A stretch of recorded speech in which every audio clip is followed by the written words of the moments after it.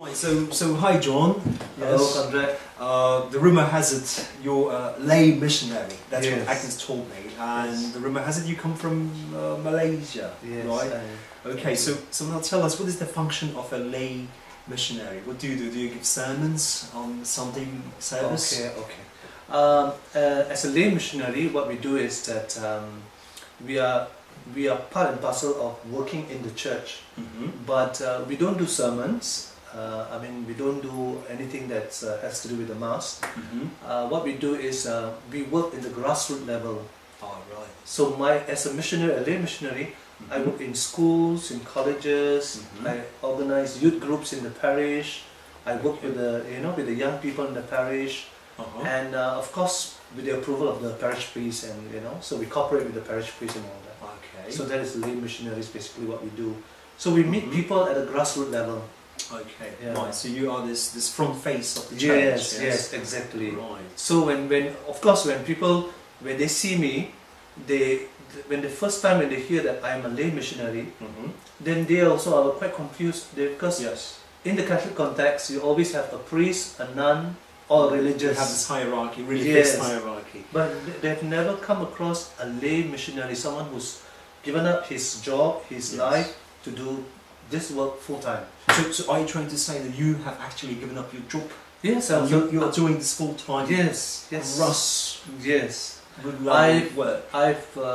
a banker by profession. I worked 11 years in the bank in Malaysia, in the management level, and I've given up my job when I encountered Jesus personally in a retreat. Okay. And during that time in the retreat, after a few years of being active again in church, I received a call in my personal prayer time where God was telling me to leave everything to follow Him. So I left my job after 11 years. I left my family. I left my own apartment. I had an apartment at that time, and I went for training. So I did my training in Australia actually for 1 year, and then from then on I started my journey as a lay missionary. Right. I'd like to touch on one issue that you mentioned. You said something like, I met Jesus personally, right? Would you cast some light on this? I know it's a really profound topic, yes, and it's difficult to describe it in a really short interview for our parish local website. But yeah, tell us about the context. Okay. How did you meet Jesus? I mean, personally? you see, I'm born Catholic, educated Catholic school. I know God. So my knowledge of God was always a head knowledge of God. It was never a heart knowledge. Yes. But when I was invited to go for a retreat, in the 3-day retreat, in this 3-day retreat, I encountered Jesus personally as my Lord and Savior. The Jesus that I knew when I was growing up was the Jesus of my mother, my father, because the faith was handed down to me. Yes. But it was usually happens. Yes. But it was not a Jesus that I've encountered personally. So in that retreat, I encountered Jesus personally as my own Lord and Savior. Okay, so if you were to verbalize it, yes, in a maximum strict way to some layman, yes, who is far away from religion, yes, this encounter was a spiritual experience. It was definitely. Can it be described? Actually, it happened inside you, in your feelings, or I can describe it very simple in a lay term. Is that all of us are looking for peace. Yeah.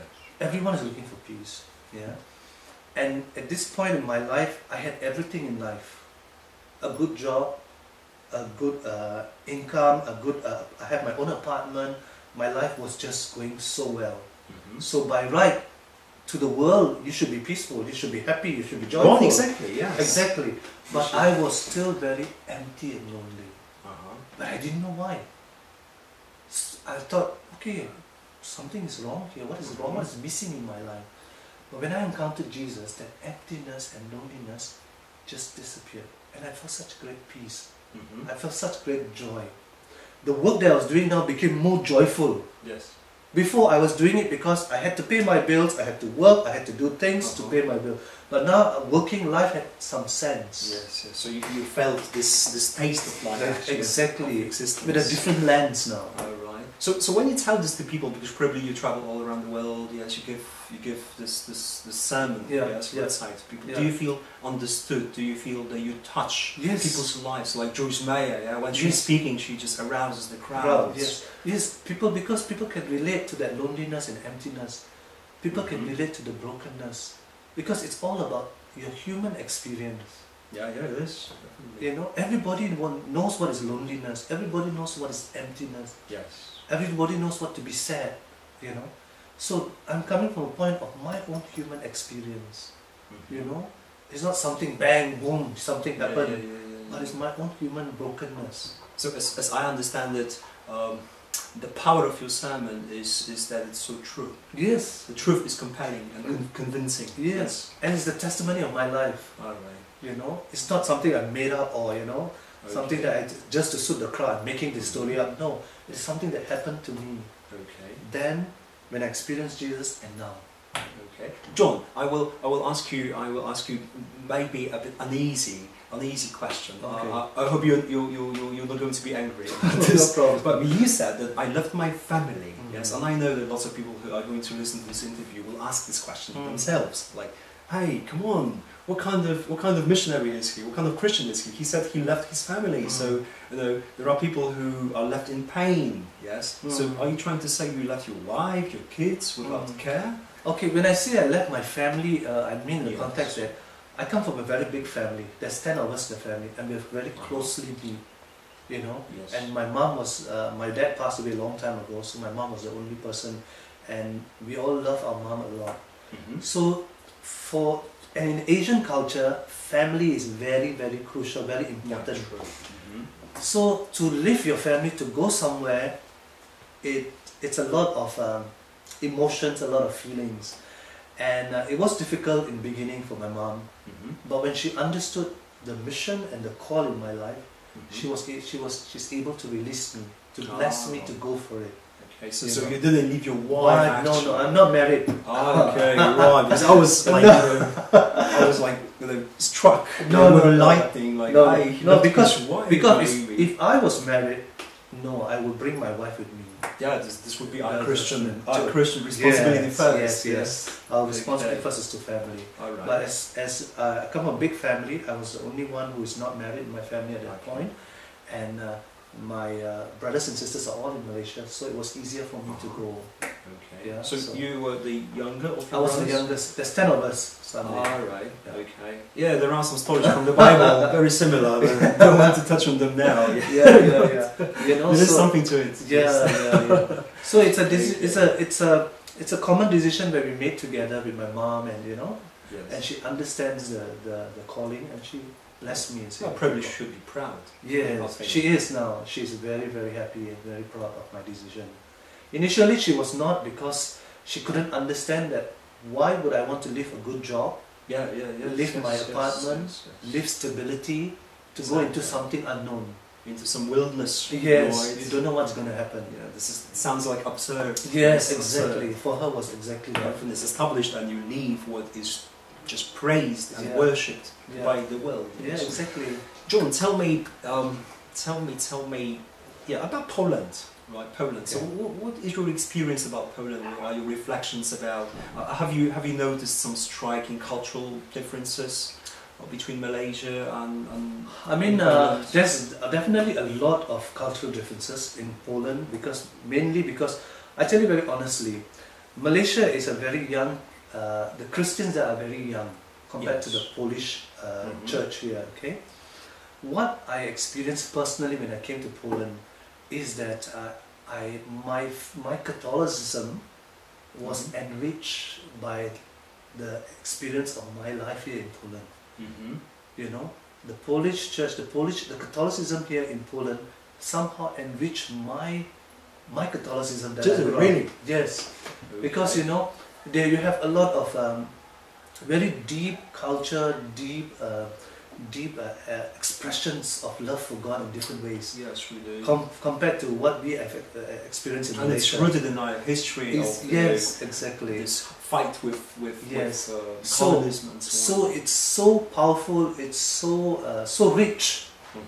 It's so rich. For me, that is the richness of the faith here. Okay. So are you trying to say that you don't experience that in Malaysia? In Malaysia, because we are more shallow, because we were handed down the faith from missionaries coming from Europe. Yes. And you know, and then as time changed, we put in our own culture, our own elements and different things here, and you don't get the pure essence of it. It's already mixed. So when you come to Europe, when you come to a country with a history of Christianity for 1,000 years, you see the difference there. You say, oh, I didn't know this. So you can sense this essence. Yes. Okay. Yes. But in Malaysia, as far as I know, Christianity is not the main leading religion. Yes, you've got lots of Buddhism. No, in Malaysia, our main religion is Islam. Islam. Islam is the main religion. Okay. Then followed by Hinduism and Buddhism, and then Christianity. But now slowly Christianity is gaining momentum in Malaysia because it is, of course, the doctrines are very different from the other religion. True. Yeah, so Christianity is more open and more receptive for other. You know, there's a lot of Buddhists and Hindus who are opening their hearts to Jesus and accepting Jesus as their Lord and Master. Okay. So so I was going to ask you about possible clashes between religions. In Malaysia, yes. Do you experience any somehow in Malaysia hostility? we are very tolerant. Because we are multi-religious, a multi-racial country. Yeah. But what we do experience is persecution from Islam. From Islam, yeah, that seems strange. Yeah. Right. What we do experience, not only Christianity, but other religions, all other minority religions. So that is one we do experience persecution from Islam, but it's not upfront persecution, but it's very subtle persecution. Okay.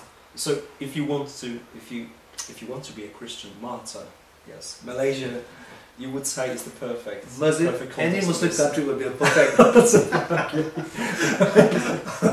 But then, you know, it sounds like a really black advertisement. Yeah, but that's the reality. That's the fact. Yeah. Yes. Yeah.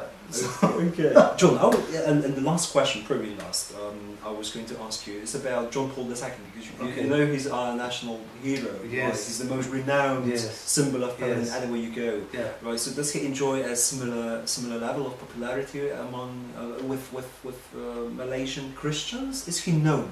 Oh, he's very well known in Malaysia. Very well known in Malaysia, because I remember in the 1980s when John Paul II came to Singapore, because at that time we did not have diplomatic ties with Vatican. Yes. So he came to Singapore. A lot of Malaysian Catholics went to Singapore to welcome him. Okay.